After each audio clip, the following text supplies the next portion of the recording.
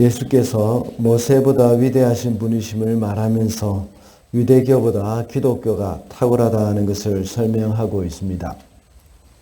예수님이 모세보다 위대한 이유는 창조주이시기 때문이고 또 예언의 성취자이기 때문이며, 모세는 또 하나님의 종이지만 예수님은 하나님의 아들이었기 때문이라고 했습니다. 오늘 본문에서는 출애굽한 백성들이 하나님의 음성을 듣지 않고 광야에서 반역하며 하나님의 진노를 받은 것을 설명하면서 너희는 그렇게 하지 말라고 교훈을 하고 있습니다. 히브리서의 저자는 기독교를 믿다가 다시 유대교로 돌아가는 사람들을 이 광야에서 하나님을 배역하는 무리와 비유를 하고 있습니다. 이것은 어제 본문과 연결이 됩니다. 하나님의 종인 모세가 이스라엘 백성들을 이끌고 출애굽을 하였습니다. 그러나 그들은 하나님의 말씀을 거역하다가 결국은 가나안에 들어가지 못했다고 했습니다. 이와 같이 모세보다 더 위대한 하나님의 아들 예수님을 배반하고 불순종할 때에 심판을 받게 된다는 것을 경고하고 있는 겁니다. 오늘날도 하나님은 끊임없이 말씀을 하십니다.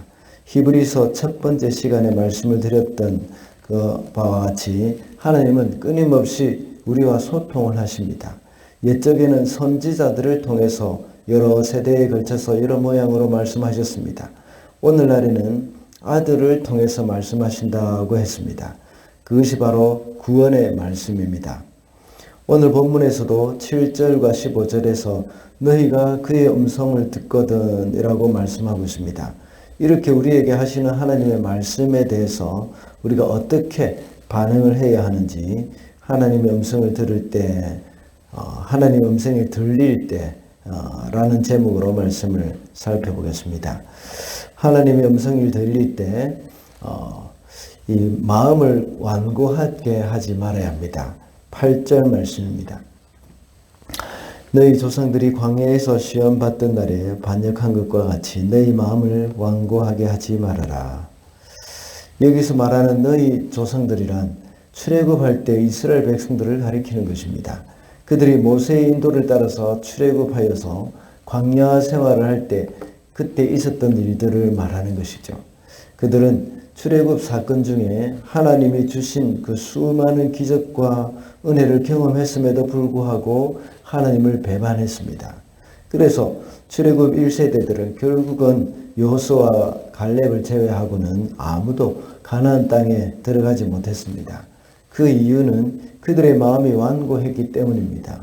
그들의 고집이 세어서 하나님의 인도하심이나 성령의 인도에 거기에 대해서 아주 무감각했기 때문입니다.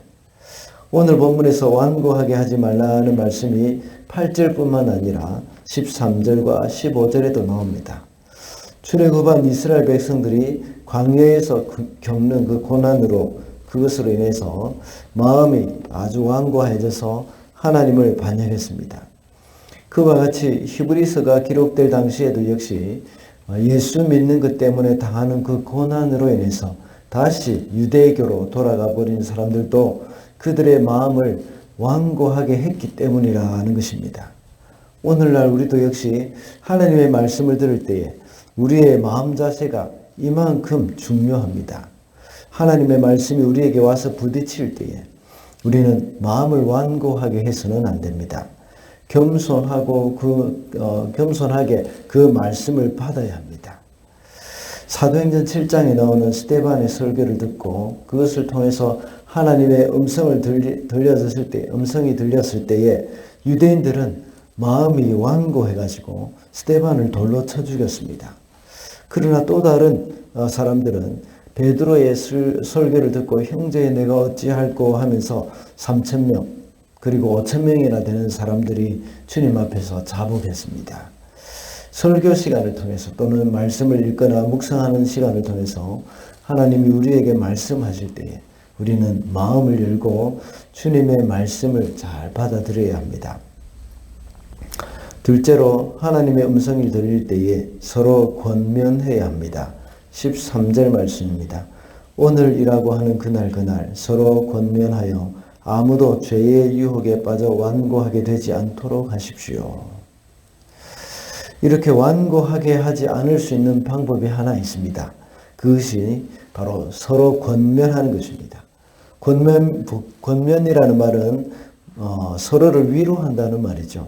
히브리서를 읽고 있는 사람들에게 말하기를 항상 가까이하여 교제하면서 말로 권면하여 또 죄의 유혹에 빠져 이렇게 완고하게 되지 않도록 하라는 그런 말씀이라고 볼 수 있습니다. 고난으로 인해서 마음이 힘들고 지쳐 있을 때에 누군가가 서로에게 용기를 주는 말을 할 때에 그 말이 참 위로가 됩니다. 그래서 힘들더라도 다시 일어서게 만들어주는 것이죠. 이것이 바로 공동체의 힘입니다. 교회 공동체가 필요한 것은 바로 이것 때문입니다. 교회 공동체를 싫어하는 사람도 있습니다. 물론 교회가 완벽하지 않기 때문일 수도 있습니다. 그나마 감사한 것은 그 중에도 역시 서로를 권면하고 용기를 주는 사람들이 있다는 사실입니다. 그런 사람들의 위로와 사랑으로 인해서 우리 지체는 서로 힘이 되어지는 겁니다. 그러나 부정적인 말은 아주 잘 퍼져갑니다. 그리고 사람들의 마음을 아주 완고하게 만듭니다. 출애굽할 때 많은 사람들이 멸망한 것은 몇몇 사람들의 그런 부정적인 말 때문이었습니다. 고라 자손들의 반역도 역시 그런 역할을 했습니다. 그리고 가데스 바네아에서 10명의 정탐꾼들의 이 부정적인 보고로 인해서 결정적으로 그들은 하나님을 반역하게 되었고 출애굽 1세대들은 다 광야에서 죽게 되는 그런 비극이 일어났습니다. 이상하게도 이런 부정적인 말은 긍정적인 말보다 이 사람의 마음을 더 크게 사로잡는 경향이 있습니다. 교회 안에서도 마찬가지죠. 그러므로 우리는 건전한 비판은 필요하지만 그 비판을 함부로 하면 이 공동체를 깨뜨리게 되는 역할을 하게 됩니다. 하나님은 그런 사람들을 죄 없다고 하지 않았습니다. 왜냐하면 공동체는 그리스도의 몸이기 때문입니다. 그렇게 이 부정적인 말로 사람들의 마음을 완고하게 하고 또 공동체를 깨뜨리는 것은 바로 하나님을 반역하는 일이 된다는 것을 잊어서는 안 되겠습니다. 그러므로 우리는 서로를 격려하면서 위로하는 말을 습관화시켜야 합니다. 이런 권면의 말은 공동체를 하나로 만들고 오히려 사람들의 마음을 완고한 그런 사람들의 마음을 부드럽게 해주는 그런 역할을 한다는 것을 우리는 잊어서는 안 되겠습니다. 마지막으로 하나님의 음성을 들을 때에 순종해야 합니다. 18절 말씀입니다. 하나님께서는 누구에게 하나님의 안식에 들어가지 못하리라고 맹세하셨습니까? 순종하지 않은 사람들에게 하신 것이 아닙니까? 여기서 말하는 안식에 들어간다는 말은 약속의 땅인 가나안을 가리킵니다. 그런데 그 안식에 들어가지 못하게 하는 것이 바로 불순종이라고 말씀하고 있습니다. 출애굽 광야 시대에 이스라엘 백성들이 보여준 그런 믿음의 행동들을 일컬어서 믿음이 없는 행동들을 일컬어서 이 불순종이라고 말을 합니다. 뒤를 돌아보며 다시 이집트로 돌아가려고 하는 사람들입니다. 그리고 모세를 통해서 하시는 하나님의 말씀에 귀를 기울이지 않는 사람들을 말하는 것입니다. 이런 사람들이 히브리서를 기록하는 당시에 예수님을 향한 믿음을 버리고 다시 유대교로 또 율법주의로 돌아가 버리는 사람들, 그런 사람들과 동일한 겁니다. 이런 행동이 바로 광야의 이스라엘 백성들의 전체를 밟는 행동이죠. 그래서 히브리서 기자는 히브리서 11장에서 또다시 믿음을 강조하는 겁니다. 믿음의 표현은 바로 순종에 있기 때문입니다. 히브리서 11장에 나오는 모든 믿음의 영웅들은 믿음으로 순종한 사람들이라고 할 수 있습니다. 그들의 삶을 볼 때 순종이 어떤 것인지 우리는 잘 알 수 있습니다. 하나님의 음성을 들을 때 그 말씀에 대한 올바른 반응을 해야 합니다. 그것은 바로 믿음의 반응이라고 할 수 있습니다.